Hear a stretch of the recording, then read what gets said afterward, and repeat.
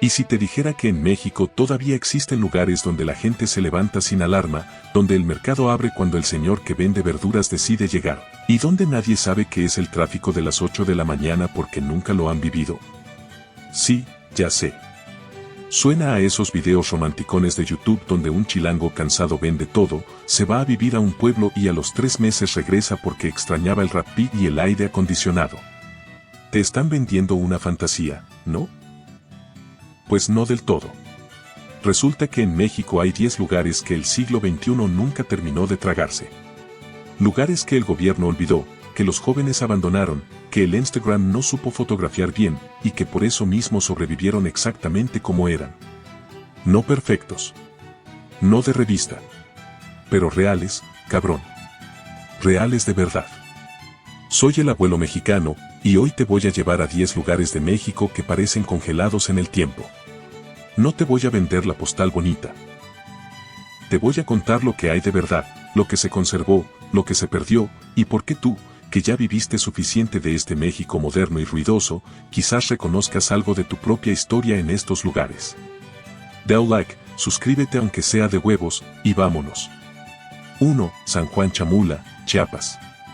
Vamos a empezar con el lugar que más va a sacudir tu cabeza, porque San Juan Chamula no es un pueblo congelado en el tiempo por accidente. Es un pueblo congelado en el tiempo por decisión propia. Está a 10 kilómetros de San Cristóbal de las Casas, en los Altos de Chiapas. Tiene unos 80,000 habitantes repartidos entre la cabecera municipal y sus comunidades. Y desde que tienes memoria, desde antes de que tú nacieras, este pueblo tzotzil lleva funcionando bajo sus propias reglas. No las del gobierno federal. No las de la Secretaría de Gobernación. Las suyas.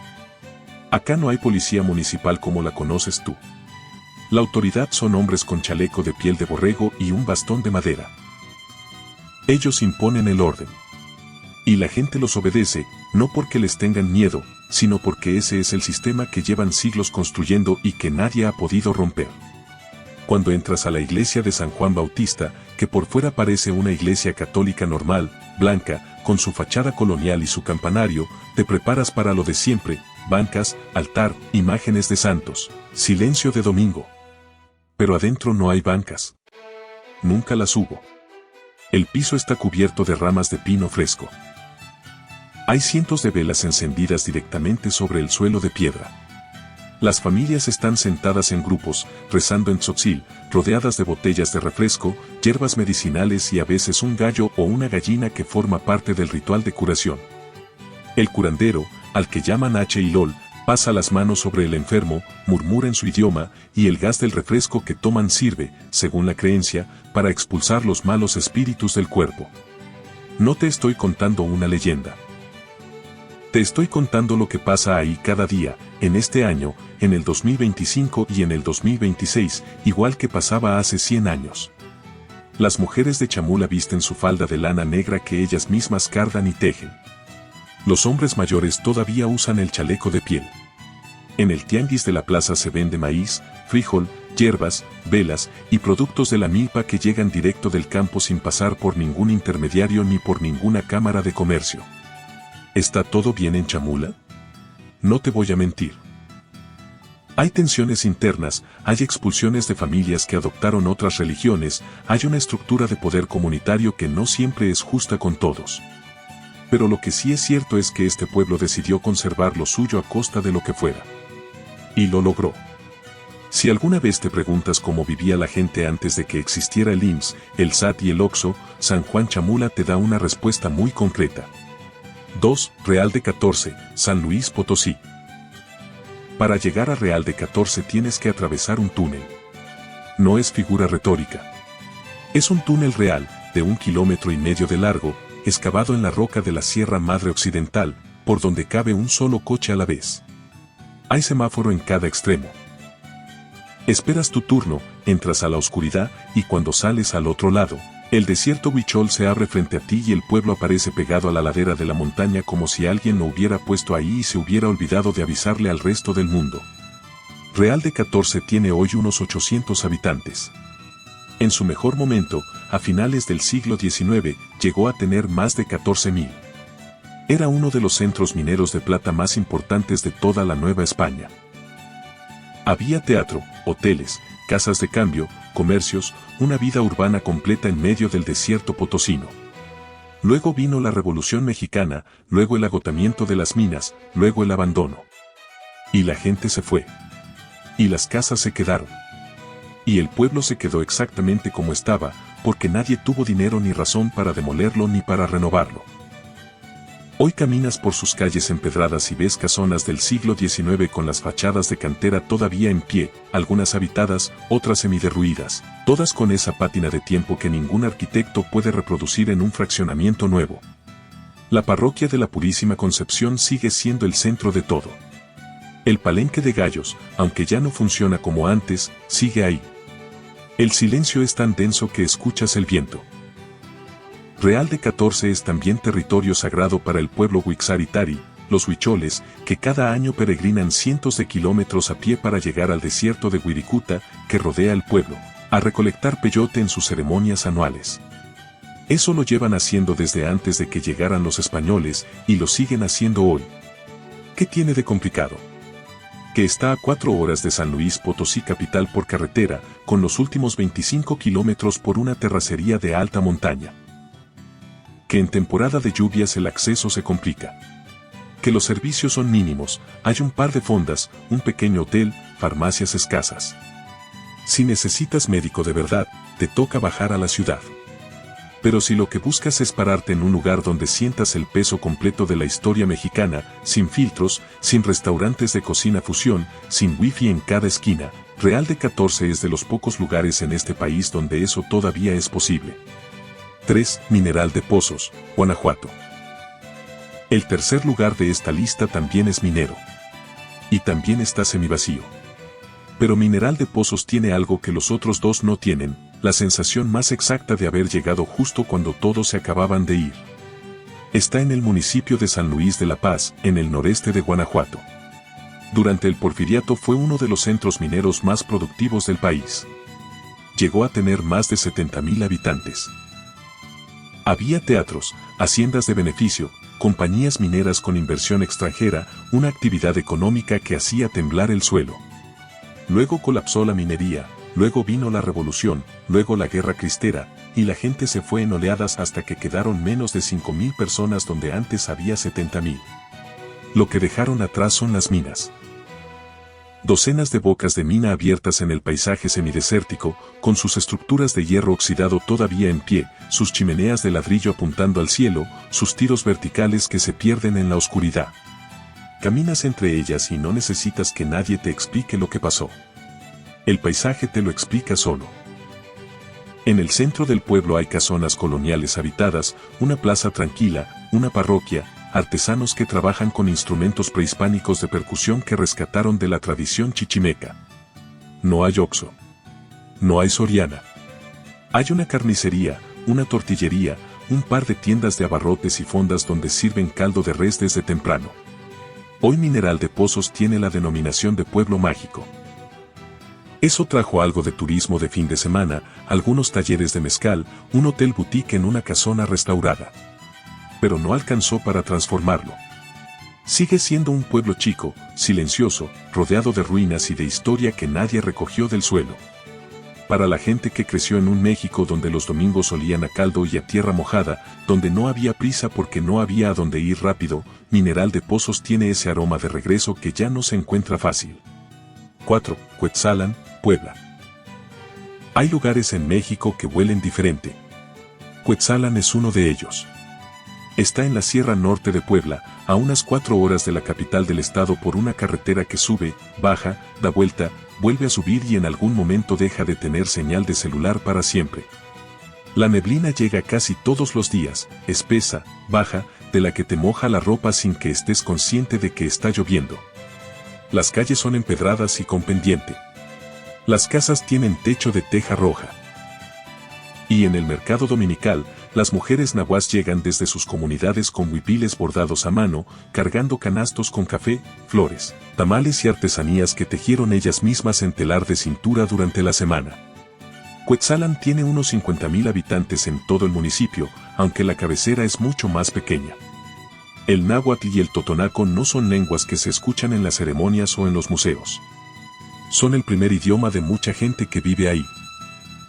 El español es lo que usan cuando tienen que hablar con alguien de fuera.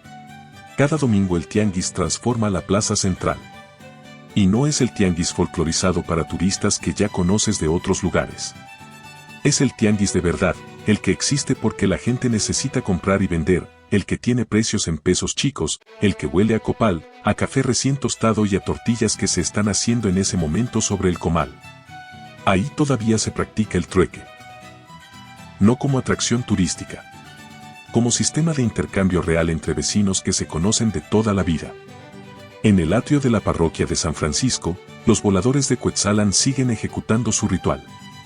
4 hombres atados por los tobillos a una cuerda que se enrolla en lo alto de un palo de más de 20 metros, y que al desenrollarse los hace girar en círculos descendentes mientras el 5.º hombre permanece en la cima tocando una flauta y un tambor. La UNESCO lo declaró Patrimonio Cultural Inmaterial de la Humanidad. Pero para los que lo ejecutan no es patrimonio ni atracción. Es una obligación sagrada que llevan cumpliendo desde antes de que existiera la UNESCO, desde antes de que existiera México. ¿Qué tiene de complicado Cuetzalan? La carretera de acceso es cansada y en temporada de lluvias puede cerrarse. El clima húmedo y fresco no es para todo mundo, especialmente para gente con problemas respiratorios o de huesos. Los servicios médicos son básicos, hay un hospital del sector salud en la cabecera, pero para especialidades hay que bajar a Puebla capital. El internet funciona en el centro, en las orillas ya es cosa de Starlink o de resignación. Pero si eres de los que recuerdan cuando los domingos eran para el mercado y no para el centro comercial, cuando la gente se saludaba por nombre en la calle y no por usuario de WhatsApp, cuando el café venía de la planta y no de una cápsula con código QR, Cuetzalan te va a regresar algo que creías olvidado. 5. Tlacotalpan, Veracruz. Hay un pueblo en Veracruz que la UNESCO declaró Patrimonio Cultural de la Humanidad antes de que la mayoría de los mexicanos supiera pronunciar bien la palabra UNESCO.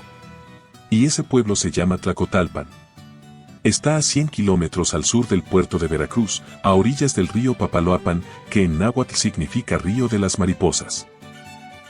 Es una ciudad fundada por españoles en el siglo XVI, con una arquitectura que mezcla lo colonial europeo con lo caribeño jarocho de una manera que no se reproduce en ningún otro lugar del país. Sus casas tienen portales con columnas de colores, fachadas pintadas en amarillo, azul, verde, rosa mexicano, terracota. Todas con sus corredores frescos que dan a la calle y desde donde la gente ve pasar el río y la vida con la misma calma con que lo hacía hace 200 años. Tlacotalpan tiene unos 13,000 habitantes. No creció. No se modernizó de manera agresiva. No llegaron los fraccionamientos ni los edificios de departamentos. Lo que había en el siglo XIX sigue siendo en su mayoría lo que hay hoy, la Plaza Doña Marta, el Museo Salvador Ferrando, las iglesias barrocas, los portales, el malecón sobre el Papaloapan, las lanchas que cruzan de una orilla a la otra porque todavía hay gente que las necesita para moverse.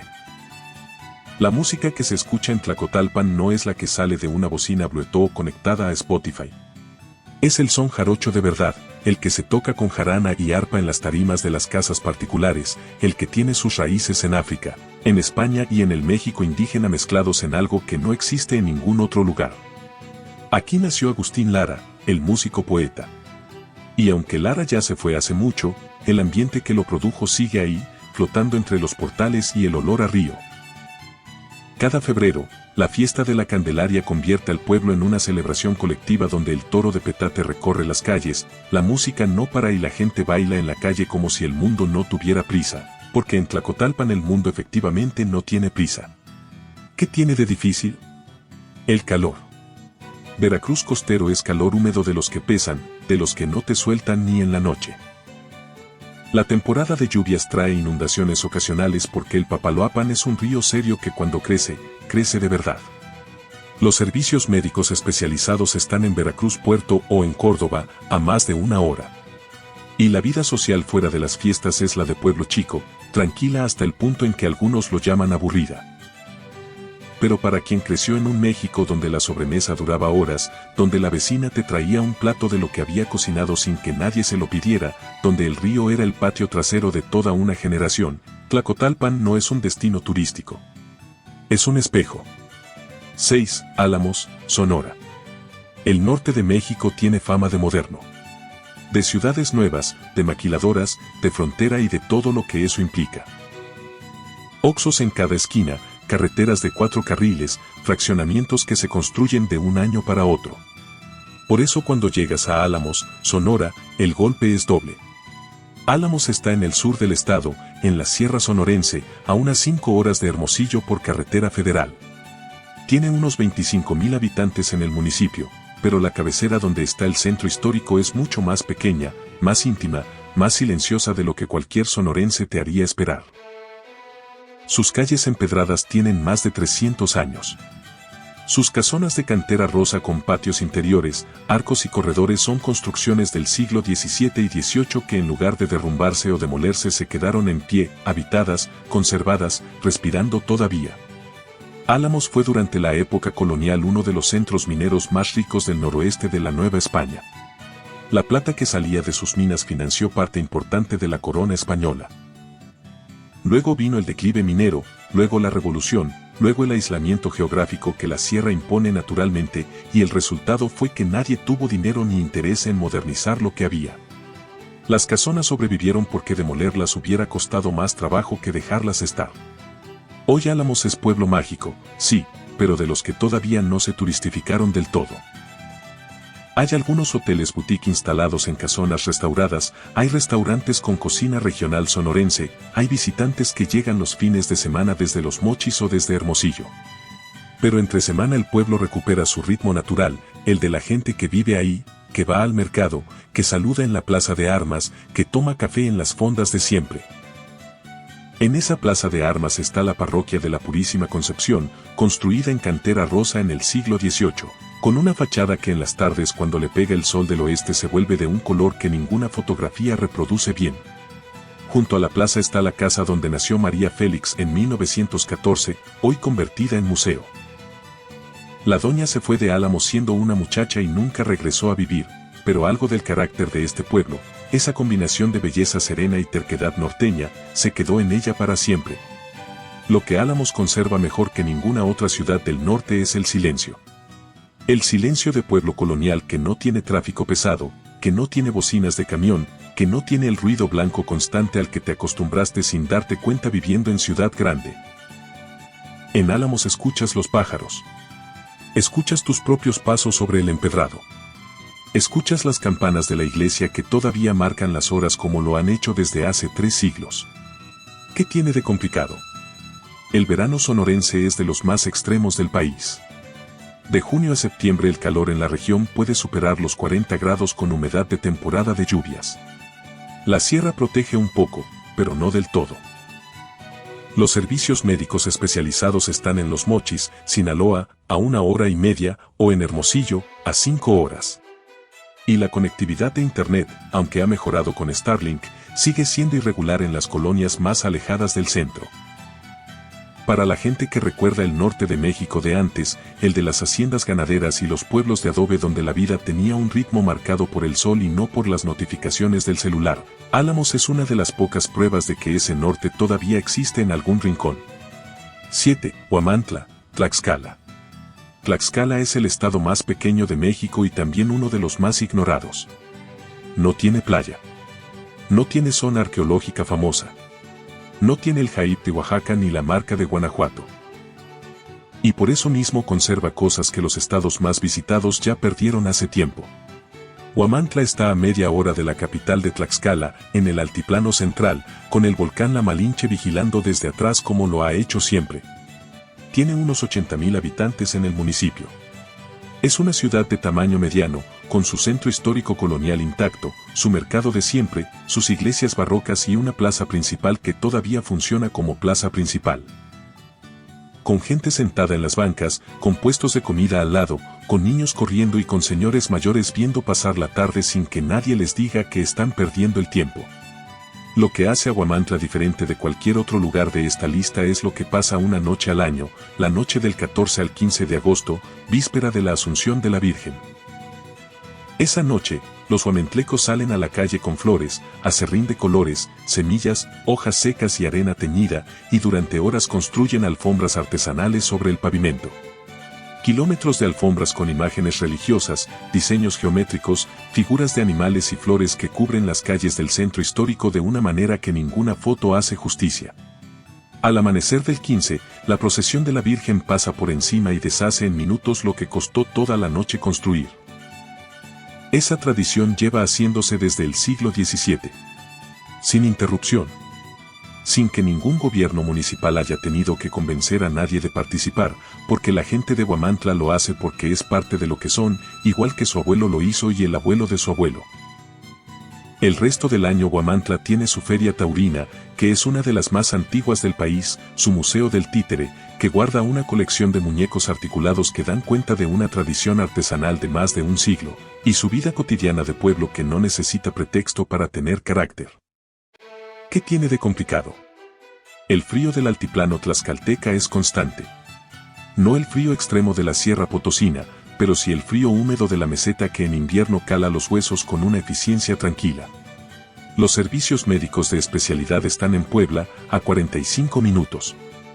Y como toda ciudad mediana de provincia, tiene sus zonas con problemas de seguridad en las periferias, aunque el centro histórico se mantiene tranquilo. Pero lo que Huamantla tiene que muy pocos lugares en México pueden presumir es una comunidad que todavía cree en sus tradiciones sin que nadie se las tenga que recordar. Que sale a la calle a las 11 de la noche a tender alfombras de flores no porque haya un premio ni una cámara de televisión, sino porque así se hace, porque así siempre se ha hecho, y porque así se seguirá haciendo mientras haya alguien que recuerde cómo. Y eso, en este México de tendencias de 2 semanas y olvidos instantáneos, vale más de lo que cualquier precio le puede poner. 8. Pátzcuaro, Michoacán. Hay una plaza en México que los historiadores discuten si es la más bella del país. No es el Zócalo de la CDMX. No es la plaza de San Miguel de Allende llena de turistas con sombrero de paja. Es la Plaza Vasco de Quiroga en Pátzcuaro, Michoacán, rodeada de casonas coloniales con portales de arcos, techos de teja roja y naranjos que llevan ahí más tiempo del que cualquiera de nosotros puede imaginar. Pátzcuaro tiene unos 90,000 habitantes en el municipio. Está a orillas del lago del mismo nombre, en la meseta purépecha michoacana, a 1 hora de Morelia por carretera. Su historia no empieza con los españoles. Empieza siglos antes, con el Imperio Purépecha, que fue el único gran estado mesoamericano que los mexicas nunca pudieron conquistar. Esa terquedad cultural purépecha no desapareció con la colonia. Sobrevivió, se mezcló, se adaptó, y hoy sigue siendo visible en cada esquina de Pátzcuaro. En la Casa de los 11 Patios, que fue convento dominico en el siglo XVIII y hoy es un centro artesanal, los talleres siguen produciendo lacas pintadas a mano, textiles bordados, cobre martillado y madera tallada con técnicas que vienen de antes de la conquista. No son reproducciones para turistas. Son oficios que la gente de la región aprendió de sus padres y que sus hijos están aprendiendo ahora, con las mismas herramientas y los mismos diseños que llevan siglos en uso. En el lago, los pescadores de Janitzio todavía salen con sus redes de mariposa, esas redes enormes con forma de alas que se despliegan sobre el agua y que se han convertido en uno de los símbolos visuales más reconocibles de México. Hoy la pesca ya no es lo que era, el lago tiene problemas serios de contaminación y de especies invasoras que han diezmado la trucha y el pescado blanco que durante siglos fue el sustento de las comunidades lacustres. Pero las redes siguen ahí. Los pescadores siguen saliendo. La imagen sigue siendo la misma que tus padres o tus abuelos vieron en las estampas escolares de los años 50 y 60. Y luego está el Día de Muertos. Pátzcuaro y las comunidades del lago, especialmente Janitzio, viven el 1 y 2 de noviembre de una manera que no tiene comparación en ningún otro lugar del país. Las familias llevan toda la noche en el cementerio, con velas, flores de cempasúchil, comida y bebida para los difuntos. No es un espectáculo organizado para el turismo, aunque el turismo llegue. Es una obligación familiar y espiritual que las comunidades purépechas cumplen porque creen en ella, porque sus muertos regresan esa noche y hay que recibirlos con dignidad. Para quien recuerda un México donde la muerte no era un tabú sino una visita esperada, donde el cementerio era parte del barrio y no un lugar que se evitaba, Pátzcuaro en noviembre es de las experiencias más honestas que este país todavía ofrece. ¿Qué tiene de complicado?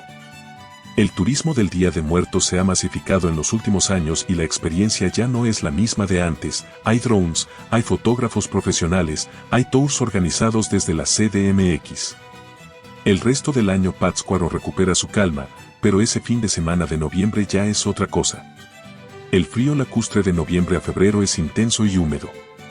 Y los servicios médicos especializados están en Morelia. Pero si puedes ir en cualquier otra época del año, un martes de octubre por ejemplo, cuando no hay nadie más que la gente que vive ahí, Pátzcuaro te recibe con una serenidad que pocas ciudades mexicanas conservan todavía. 9. Teotitlán del Valle, Oaxaca. A 30 kilómetros de la ciudad de Oaxaca, sobre la carretera que va hacia Mitla, hay un desvío que lleva a un pueblo zapoteca de unos 5,000 habitantes donde el tiempo no se detuvo por abandono ni por olvido del gobierno. Se detuvo porque la gente decidió que lo que hacía valía más que cualquier otra cosa que la modernidad pudiera ofrecerles. En Teotitlán del Valle se teje. Se ha tejido desde antes de la conquista y se sigue tejiendo hoy. Las familias trabajan con telar de cintura o telar de pedal, con lana de borrego que ellos mismos esquilan, lavan, cardan e hilan.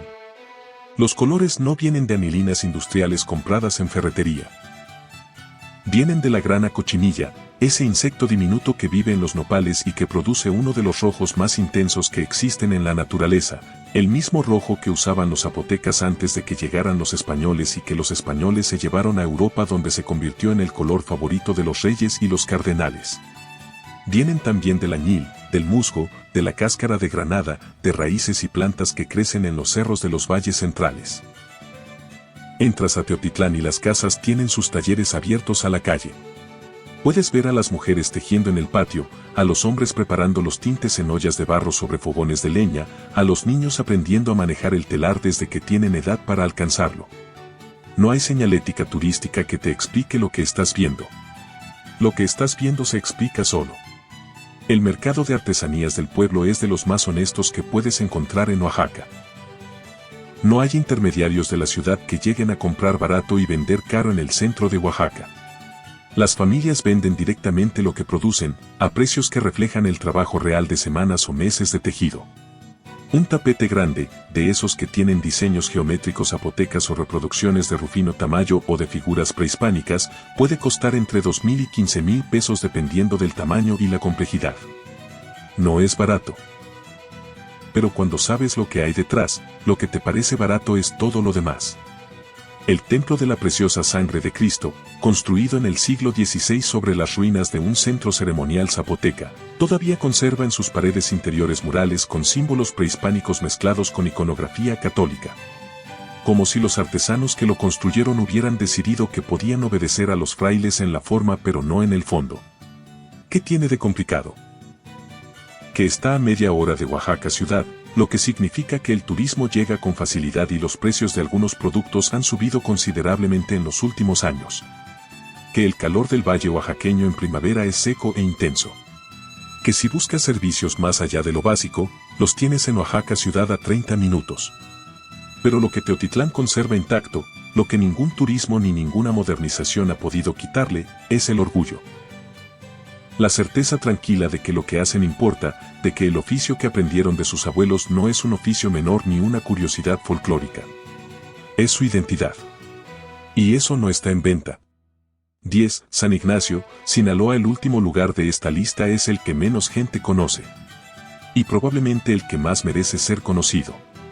San Ignacio está en la Sierra Sinaloense, a unos 130 kilómetros al sur de Culiacán por carretera federal, en un municipio que lleva el mismo nombre. Tiene unos 5,000 habitantes. Es un pueblo que por su tamaño y su ubicación no aparece en ninguna lista de viajes, en ningún suplemento de turismo, en ningún video de YouTube. Y esa es exactamente la razón por la que todavía es lo que es. En el centro de San Ignacio hay una misión jesuita. La misión de San Ignacio de Loyola, construida entre 1748 y 1768, es una de las misiones jesuitas mejor conservadas del noroeste de México. Sus muros de piedra de 1 metro de espesor, su fachada barroca de cantera, su interior con retablos dorados y pinturas coloniales todavía en su lugar original, hacen de este templo uno de los edificios históricos más extraordinarios que puedes encontrar en Sinaloa. Y Sinaloa no es un estado que la gente asocie con patrimonio colonial. Lo que hace aún más sorprendente que esté ahí. Alrededor de la misión, el pueblo creció de manera orgánica con la lógica de los pueblos serranos del noroeste. Calles que siguen la topografía del terreno, casas de adobe y piedra, una plaza central con sus árboles y sus bancas, una vida cotidiana que gira alrededor del campo, del ganado y de las temporadas. Los mangos de San Ignacio tienen fama regional. Las fondas sirven comida sinaloense de la buena, chilorio, machaca, tamales de elote, birria de res. No hay menú en inglés. No hay código QR. Hay una pizarra con lo que hay ese día y una señora que te sirve sin preguntarte si eres intolerante al gluten. En los cerros que rodean al pueblo hay pinturas rupestres de culturas prehispánicas que habitaron la sierra sinaloense hace miles de años. El INAH las tiene catalogadas pero no desarrolladas turísticamente, lo que significa que para verlas necesitas un guía local y ganas de caminar, que es exactamente como debe ser. ¿Qué tiene de complicado? Que la sierra sinaloense tiene sus propias realidades de seguridad que no se pueden ignorar. Hay que informarse bien sobre las condiciones antes de ir y moverse con conocimiento local. Los servicios médicos de especialidad están en Culiacán o en Mazatlán. El acceso por carretera federal es bueno hasta el pueblo, pero para internarse en la sierra se necesita vehículo con buena altura. Pero San Ignacio es la prueba de que México guarda todavía secretos que el turismo masivo no ha descubierto. Lugares donde la historia no está musealizada sino habitada. Donde la misión del siglo XVIII no es una ruina visitada por grupos escolares sino el centro espiritual de una comunidad que lleva generaciones rezando entre esas mismas paredes de piedra. Y si eso no te dice algo sobre la capacidad de este país para conservar lo que vale, es que ya no estás poniendo atención. Ya te mostré los 10 lugares. Ya viste que existen. Ya viste que no son inventos ni postales retocadas en Photoshop. Pero antes de que cierres este video y empieces a buscar vuelos, necesito decirte algo importante: ninguno de estos lugares es perfecto. Ninguno te va a recibir como si fueras turista de resort. En todos ellos vas a encontrar carreteras cansadas, servicios médicos limitados, calor o frío que no negocia, y una vida cotidiana que no gira alrededor de tu comodidad sino alrededor de la gente que lleva ahí toda su vida. Estos lugares no se conservaron para ti. Se conservaron a pesar de todo. A pesar del olvido del gobierno, a pesar de la migración, a pesar de que el mundo moderno los pasó de largo. Y esa es exactamente su valor. Si vas, ve con respeto. Ve a escuchar más que a fotografiar. Ve a entender que lo que estás viendo no es un escenario sino la vida real de gente real que decidió, o que no tuvo más remedio, que quedarse. Porque a veces quedarse es el acto más valiente de todos. Si este video te regresó algo que creías olvidado, dale like. Si no te regresó nada, dale like de todos modos, no seas codo. Suscríbete al canal si quieres más videos así, de ese México que todavía existe aunque nadie lo presuma. Y dime en los comentarios, ¿cuál de estos 10 lugares te recuerda al México en que creciste? Nos vemos en el siguiente video. Y acuérdate, lo que vale no siempre hace ruido.